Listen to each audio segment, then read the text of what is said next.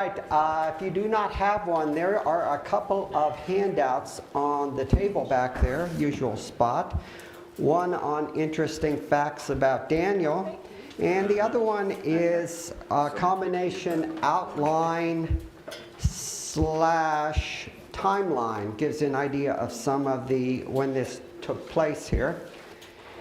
And a couple of the things I'll point out on the interesting facts is that his ministry spans about a 70-year time period. You can think of a few people that have a ministry that lasted that long. And of the 12 chapters comprising the book of Daniel, 9 out of those 12 deal with dreams or visions. Of course, the first dream is the one that King Nebuchadnezzar had, and wanted it not only interpreted, but wanted his wise man to tell what the actual content of the dream was. Okay, we're up here. So good morning to everyone here. Nicer morning than we've had the last couple of weeks, isn't it? Of course, yesterday was a little bit of snow. Or was it Friday? It involved shoveling. Yeah. Yes, a lot of shoveling. And it was heavy snow, too. So I shoveled the snow from the sidewalk onto the yard, so water the yard. Okay, we are continuing Faith That Pleases God this quarter. This is the second to the last lesson, lesson 12, and it's Faith in Times of Trouble. This lesson continues in the book of Daniel. Last week we had Daniel chapter 3, which was Shadrach, Meshach, and Abednego and the fiery furnace. We're moving forward in time here. Nebuchadnezzar and the Babylonians, they've been overthrown. Cyrus took over the kingdom, and he is placing a caretaker king or a viceroy in place by the name of Darius the Mede. Okay, Daniel, stories, visions of God's faithfulness. Of course, 3 stories, very familiar with. We have it in our children's classes. Shadrach, Meshach, and Abednego, fiery furnace. And then we have the story of Daniel 5 of the writing on the wall. And then Belteshazzar wondered, what does it mean? And he's frightened, and then they bring in Daniel to interpret it. And then finally this story, Daniel and the lion's den, very familiar story to a lot of us here. So interpreting Daniel. Author. There are 2 possibilities that are talked about. One, the one most people agree with, was written in the 6th century BC by Daniel. The other one written in the 2nd century BC, written about Daniel. And if you look in textbooks, you'll see arguments for, arguments against 6th century, arguments for, arguments against 2nd century. So you can believe which one you want, but both groups agree that Daniel is inspired by God. So 2 languages. It starts out in Hebrew, which was the language of the Old Testament, and then it switches to Aramaic. Daniel 2:4b, this is where Nebuchadnezzar has that dream, and then it goes through the end of chapter 6. And then after that, chapter 7, we get all the visions that are disturbing even to Daniel. Warner, are there any indications as to why there is this transition from Hebrew now into Aramaic? Because it's stories about that time, about Nebuchadnezzar, and Aramaic was actually the common language at that time, what they call lingua franca. It was the common language, like here we have Hebrew, Aramaic. New Testament times we have Aramaic, Greek. So the common language. And Christ spoke in Aramaic. Yeah. Aramaic. Some people, he said the Eloi, Eloi lama sabachthani. People say, well, why is Christ speaking in a foreign language here? Well, that's actually what he spoke. They just weren't translating it into Greek. And then finally, genres. First 6 chapters, we're still, one chapter, is historical narrative. It's narrative.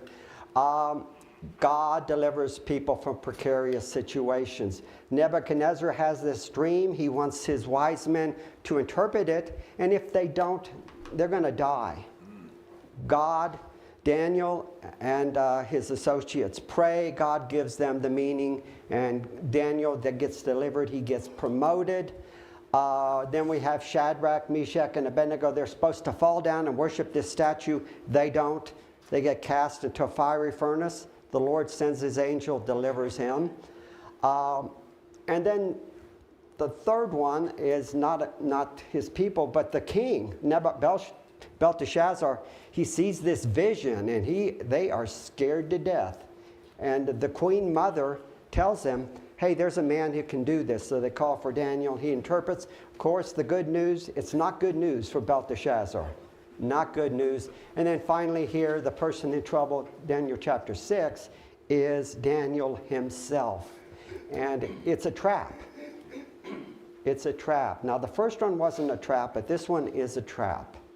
And of course, Jesus knows about those traps. Isn't it amazing that a phrase such as the writing is on the wall comes out of Daniel, yeah, and has been applied to so many everyday situations? Yeah. Today it's an idiom.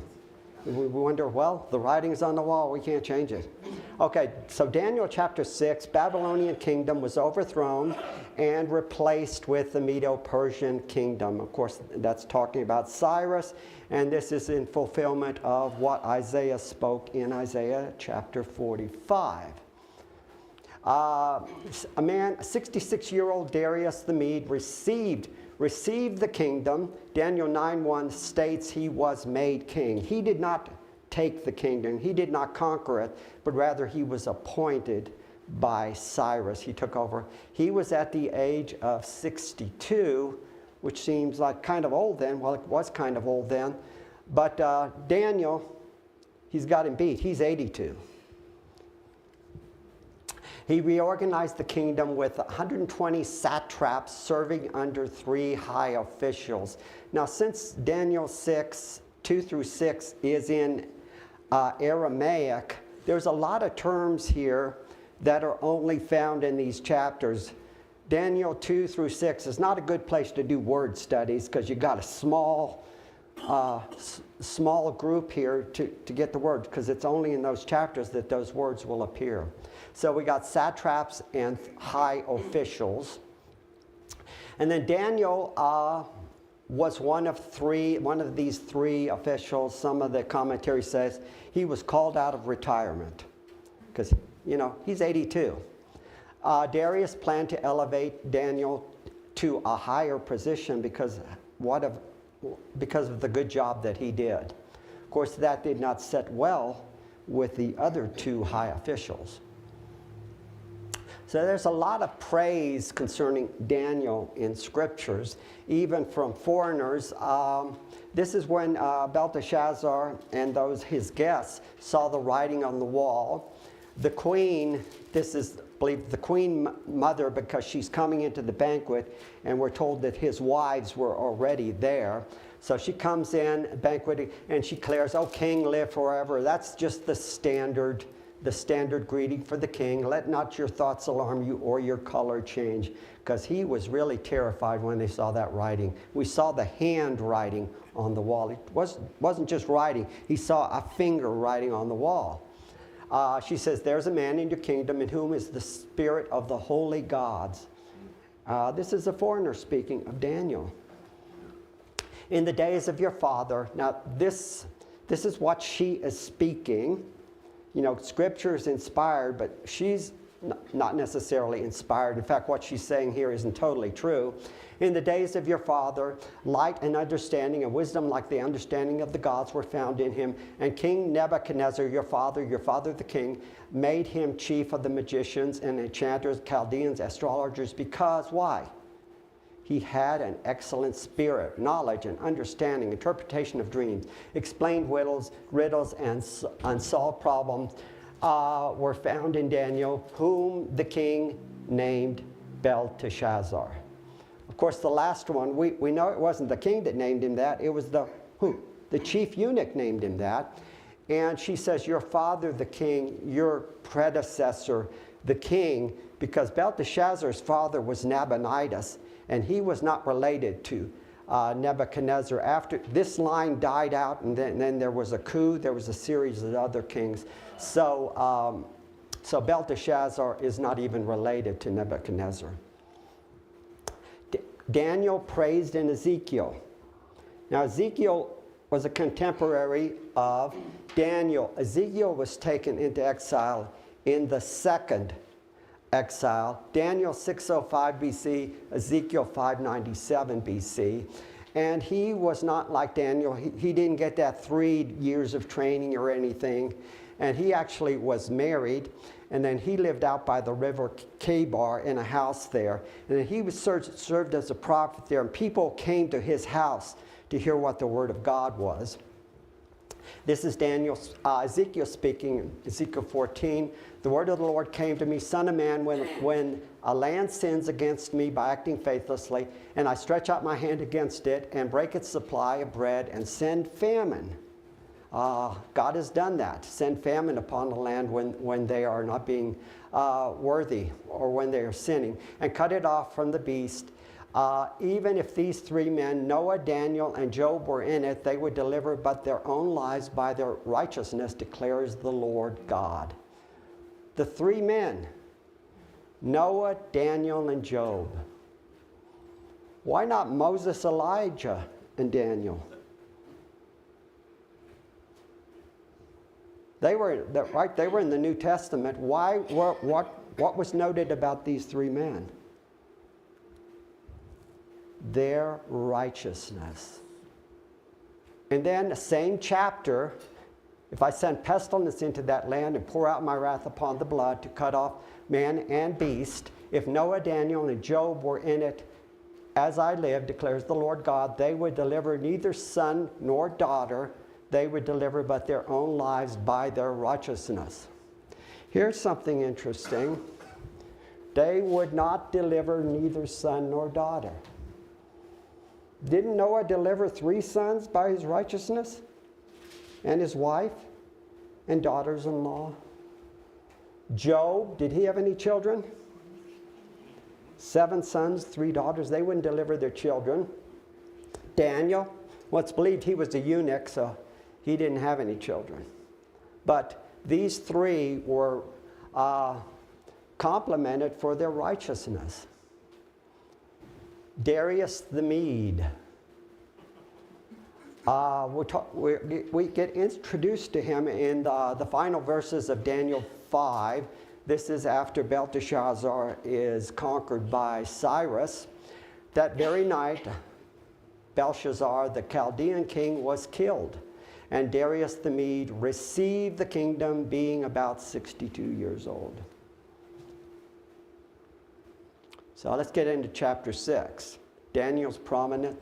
We'll be using the ESV, I think, throughout. It pleased Darius to set over the kingdom 120 satraps to be throughout the whole kingdom. Now, satraps is I guess a title, government official, believed to be over a province.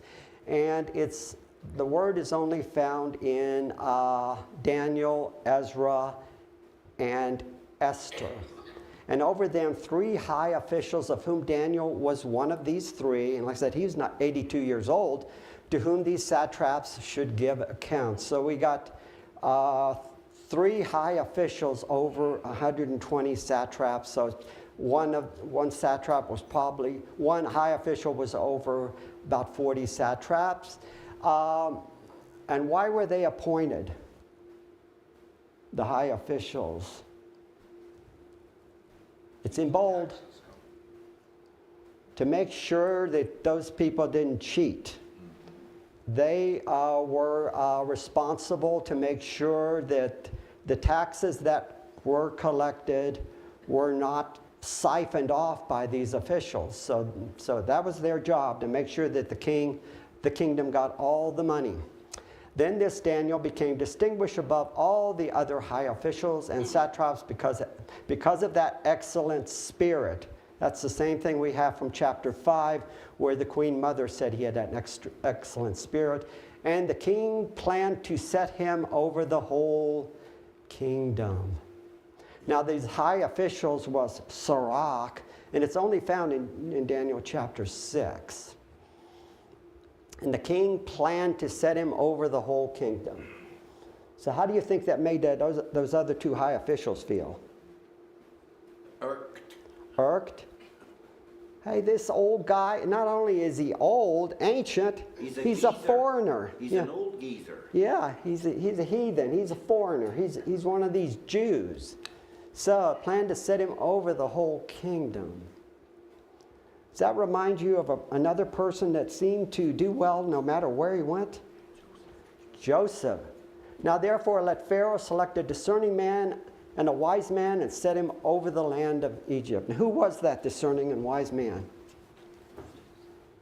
Think of Joseph. He succeeded wherever he went in his father's household. He was, well, the youngest until Benjamin was born. And his father had him going checking on the brothers. He even did well in the Egyptian prison system. Yeah, went to prison, got a head there of the prison, right under the guards.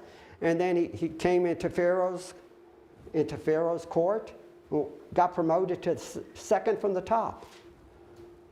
And same thing with Daniel. The cream rises to the top. Then the high officials and the satraps sought to find a ground for complaint against Daniel with regard to the kingdom, but they could not find any ground for complaint or fault because he was faithful and no error was found in him. Isn't it terrible when you're trying to find dirt against a person and you can't find any? It just sounds like politics. Yeah. Yeah. So they said, well, we got the best person for the job, so let's go congratulate him, right? No, there's some jealousy in him. And it'd be kind of bad if you actually were, taking some of the money for yourself, and you got this honest guy to whom you're having to give account. Your gravy train's over. Then these men said, we shall not find any ground to complain against this Daniel. He's ethical. We're not going to find anything unless we find it in connection with his God. So, okay, so we're going to have to find it here. Then these high officials and satraps came by agreement, so there's some collusion here, to the king and said to him, O King Darius, live forever. Boilerplate greeting. All the officials of the kingdom and the prefects and the satraps and the counselors and the governors are agreed that the king should establish an ordinance and enforce an injunction that whoever makes a petition to any god or man for 30 days except to you, O king, shall be cast into the den of lions. So they all come. The all there is in italics, to the king, and they have a proposal for him. Shall be cast into the den of lions. Petition found only in Daniel 6, 7, and 13, and it's a different word than prayer. Now, O king, establish the injunction and sign the document so that it cannot be changed according to the law of the Medes and the Persians, which cannot be revoked. Therefore, King Darius signed the document and injunction. Comments? Sounds like Daniel has been there before. Yeah. Now the king is going to appoint him head, under him. He'll be like Joseph. Shouldn't the king have said, well, where's Daniel? I don't see Daniel here. And who came up with this plan? Not the king, right? It's all these officials, and they said, we're all agreed. Well, you know that's not true. 123 people all agree on something? Probably not going to happen. So they come up with this plan. said, "Oh, king, we're going to make it a law that anyone who has a petition or anything, they have to come to you." Remember Moses out there in the desert when all these people were coming to him, and his father-in-law says, "What you're doing is not good. You need to get some men." So he got 70 judges. Well, what's the purpose of those 120 satraps and high officials? They're taking the load off the king, right? So, and they set the day. 30 days. We're going to do it 30 days. Why 30 days? Because this agreement is not good for them. They figure, we're trapping Daniel. We'll have it done by that time. So the king says, "Okay, what are you going to be doing?" "Oh, we're taking the family to the Caspian Sea for about 30 days, so you got everything." Then the king signs it. This appeals to the king's vanity. To think that he can handle everything, the entire kingdom, for 120 days. He's going to hear the petitions for God. He's going to hear the petitions for man. So he signs it. Where was Daniel? When Daniel knew the document had been signed, he went to his house, where he had the windows in his upper chamber open toward Jerusalem. So Daniel was a high official. He had a nice house, had a place on top of the walls, a place up high where he could open up his windows and look out and look toward Jerusalem, which he would have been looking, southwest a little bit toward Jerusalem. He got down on his knees 3 times a day and prayed and gave thanks before his God as he had done previously. Didn't Jesus say to go in your closet when you pray? But he was talking about this Pharisee that was, lifting up his voice, making sure others hear him.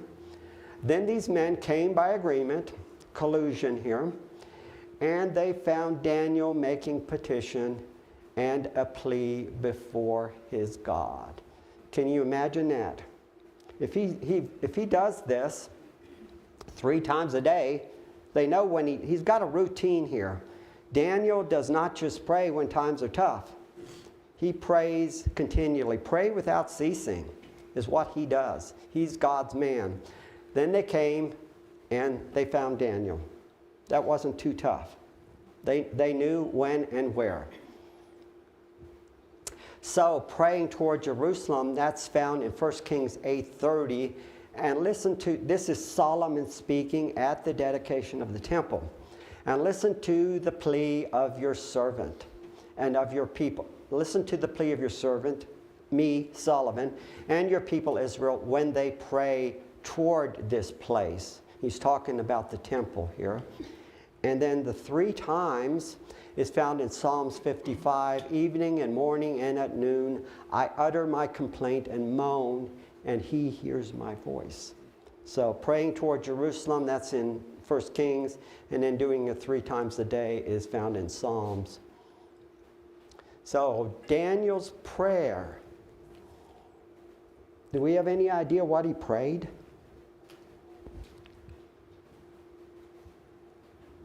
The type of prayer? Yes, we do. He tells us. We go to Daniel 9. See if this time frame looks familiar. In the first year of Darius, the son of Ahasuerus, by descent a Mede. So this is our Darius, who was made king over the realm of the Chaldeans. He was made king by Cyrus. In the first year of his reign, that's the right time frame for us here, I, Daniel, perceived in the books, or in the scrolls, the number of years that according to the word of the Lord to Jeremiah the prophet must pass before the end of the desolation of Jerusalem, namely 70 years. Now, what's so amazing about this?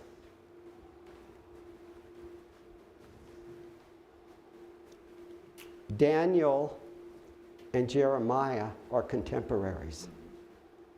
Jeremiah, we'll say Jeremiah is here, and then Daniel's here. A little bit of overlap there.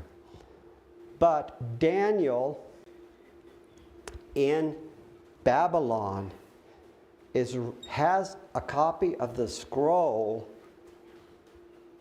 that Jeremiah wrote 900 miles away in Jerusalem, and just a few years apart. He already has the scroll of Jeremiah. And he read this part about the 70 years. So where's that found? It's found in Jeremiah 25. This whole land shall become a ruin and a wasteland, and these nations shall serve the king of Babylon for 70 years.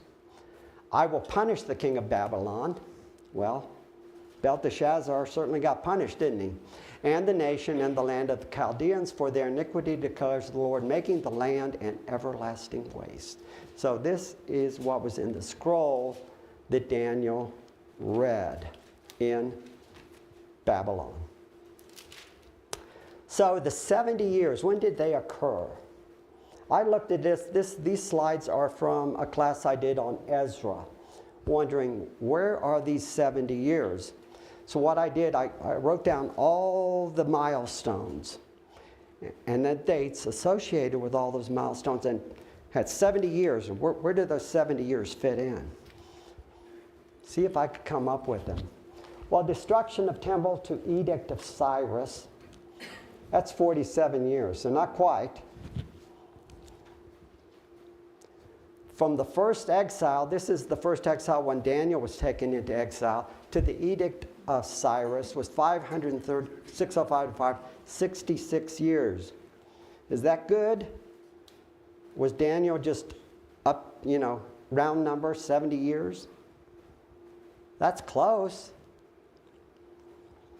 First exile to punishment of Babylon, that's the same thing. Punishment of Babylon, edict of Cyrus. 66 years. Now we got a 69.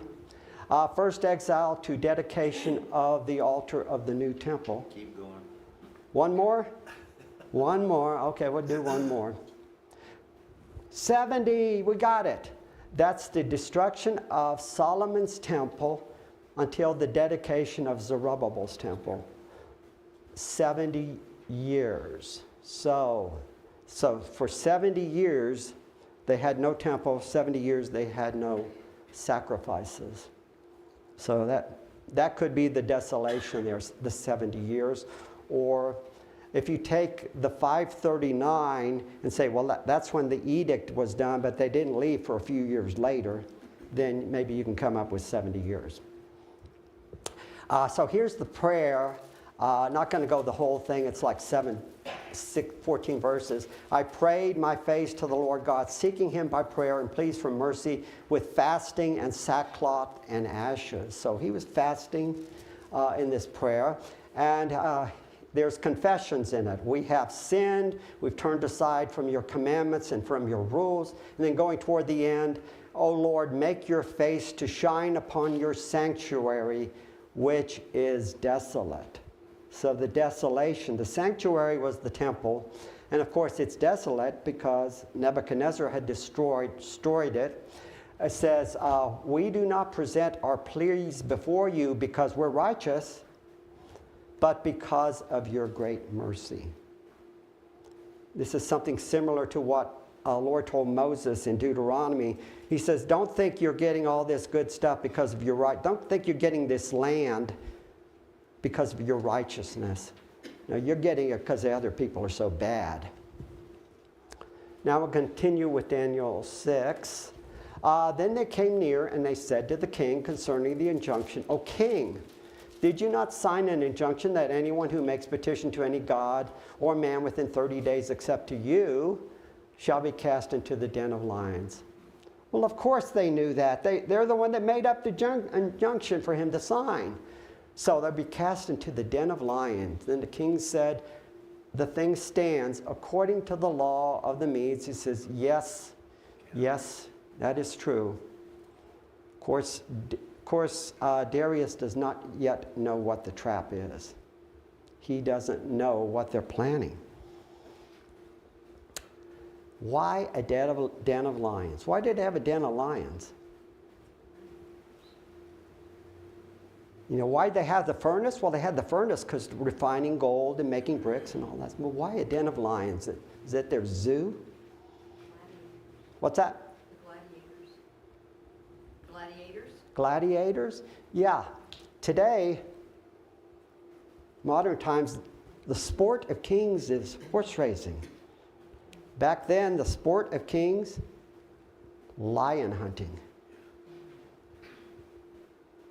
And the lion was a favored symbol. Yeah. You see a lot of them, like on the Babel Ishtar, the walls there in the museum in Berlin, of the lion. Symbol of strength.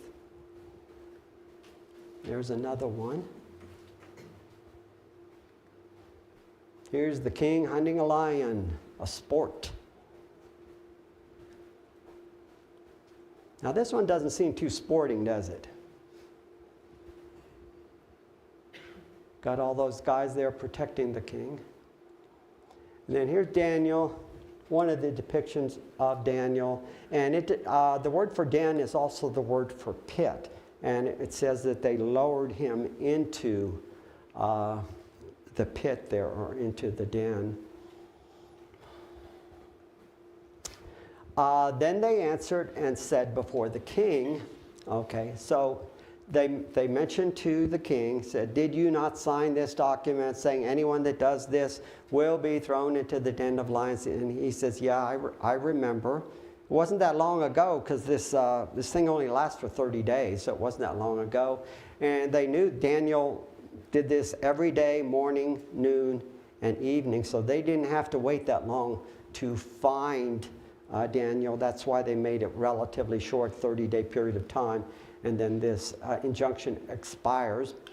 They said, then they answered and said to the king, Daniel, who is one of the exiles from Judah, pays no attention to you, O king, or the injunction that you have signed, but he makes his petition 3 times a day. Can you imagine how Darius feels now?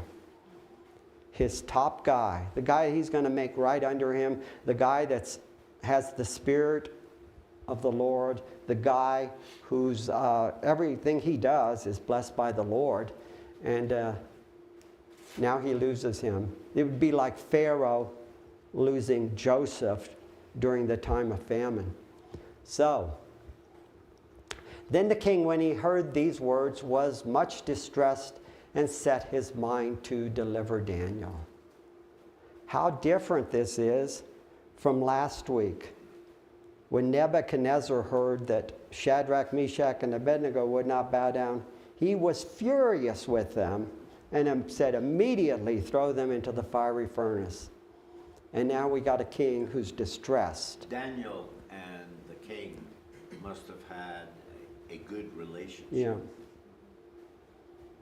And they were, same generation, 62 and 82, so they had a lot to talk about, didn't they?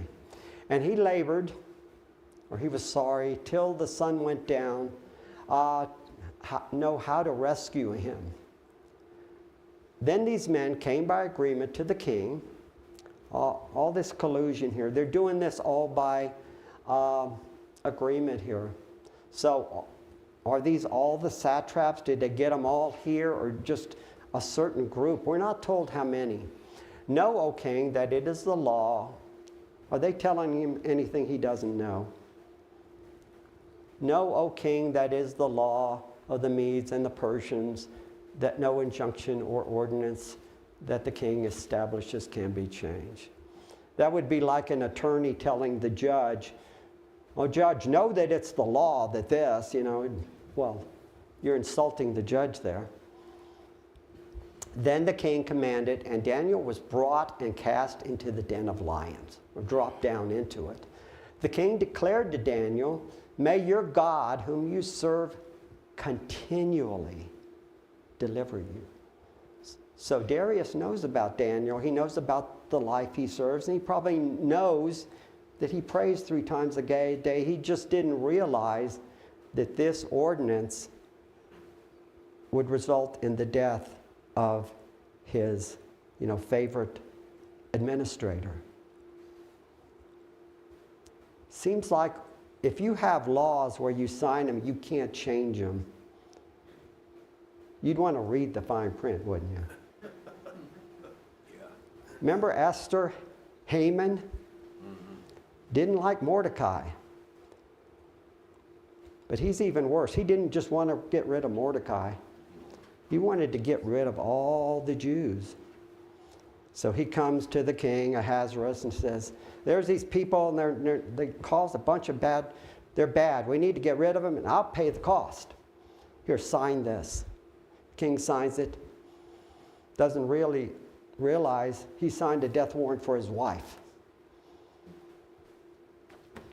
So, but they'll sign things just because of their conceit and their, oh, this makes me look good. And of course, the king there, Nestor, he didn't realize what he was signing.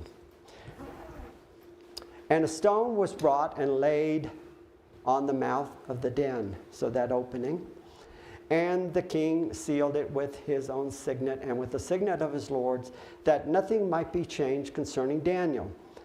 Then the king went to the palace and spent the night fasting. No diversions, no entertainment was brought to him, and sleep fled him. Does this sound a little bit familiar with the stone brought and then it's sealed?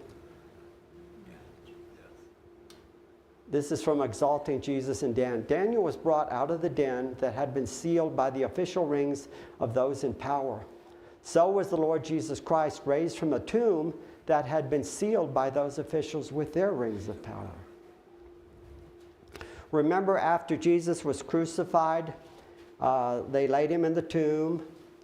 They rolled the stone over it. And then the Pharisees came to Pilate and they said, Pilate, we remember his disciples said, or he would said, that he would raise in 3 days. So we think his disciples are going to come and steal the body. So we want you to make sure it's good, that disciples can't do this. So Pilate said to them, you have a guard of soldiers. Go make it as secure as you can. So they went and made the tomb secure by sealing the stone and setting a guard. Same thing they did for Daniel, except. But how long does it take the lions to kill him, to kill someone? Does it take all night? Early the next morning, he's been in there all night. The king was anguished. He couldn't sleep. You think Pilate lost sleep that night? Maybe his wife. His wife said... She was troubled. Yeah, she was troubled by it. But Pilate washed his hands, so he was good. Then at breakfast, then at the break of day, the king Darius arose and went in haste to the den of lions. So he didn't waste any time. Got there the next morning. Let's look at this. Now, on the first day of the week, Mary Magdalene came to the tomb early while it was still dark. So we got a little bit of a parallel here. But she didn't find him. She didn't find Jesus. And Daniel was found well. Then at the break of day, the king rose and went in haste to the den of lions. As he came near to the den where Daniel was, he cried out in a tone of anguish. So he's really sorry. The king declared to Daniel, "O Daniel, servant of the living God, has your God, whom you serve continually, been able to deliver you from the lions?" He's not quite sure. He's wanting, did your God send an angel? Did he deliver you? Then Daniel said to the king, "O king, live forever. My God has sent an angel and shut the lion's mouths." Remember Shadrach, Meshach, and Abednego? The angel there, whom Nebuchadnezzar said, one who looks like a son of the gods. And they haven't harmed me, because I was found blameless before him, and also before you, O king. I have done no harm. The angel protected me because I did nothing wrong. Then the king was exceedingly glad and commanded that Daniel be taken up out of the den. So Daniel was taken up, and no kind of harm was found on him because he had trusted in his God.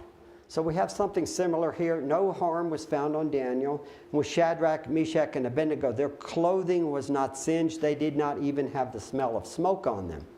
And the king commanded, and those men who had viciously accused Daniel were brought and cast into the den of lions. They, their children, and their wives. Why the whole family? Mind you, sort of like Achan. Remember Achan? Where the entire family gets killed? Also Korah. And the rebellion. Korah and the rebellion, yeah. The entire family got killed. That'll serve as a warning to others. Now, we don't know how many. Was it all 120 satraps? I think they were probably exaggerating there. In the New Testament, we have where it says the entire council, the entire Sanhedrin condemned Jesus, but then we find out that Joseph of Arimathea It would appear did that not condemn him. that it would be the two other chiefs. Administrators, yeah. That would be easier to replace those two than the other 120. And it seems unlikely that they would come all the way from all their provinces just to come and propose this injunction that whoever petitioned someone other than the king would be cast into the den of lions. And before they reached the bottom of the den, the lions overpowered them and broke all their bones to pieces. So I guess no need to seal it and put a seal around it. They didn't last that long. Then the king, Darius, wrote to all the peoples, nations, and languages that dwell in all the earth, that dwell in the Medo-Persian Empire. Peace be multiplied to you. I make a decree. Now, is this a decree which can't be broken? I make a decree, law of the Medo-Persians, that in all my royal dominion, people are to tremble and fear before the God of Daniel. For he is the living God, enduring forever. His kingdom shall never be destroyed, and his dominion shall be to the end. What words of faith? He delivers and rescues. He works signs and wonders in heaven and on earth. He who has saved Daniel from the power of the lions. What a statement of faith there. Now, does he live by that, or, does he forget about it? We have Nebuchadnezzar earlier saying all these good things about Daniel, Shadrach, Meshach, and Abednego, but then when something goes wrong, seems to forget about it. Okay, I believe that's it. No power can stand against the Lord's purposes. We got the lion there with the mouth open. Of course, the lion is a symbol of power. Next week, faith in God's purpose, which is kind of scary for me. It's the book of Habakkuk. And I'm sure there will be a lot of discussion on the book of Habakkuk, right? Oh, Everyone's favorite book there. There is a song in our songbook. Anyone know the song from Habakkuk? The Lord is in his holy temple. Let all the earth keep silence before him. Habakkuk 2:20. Okay, that is it. And that will be the last lesson of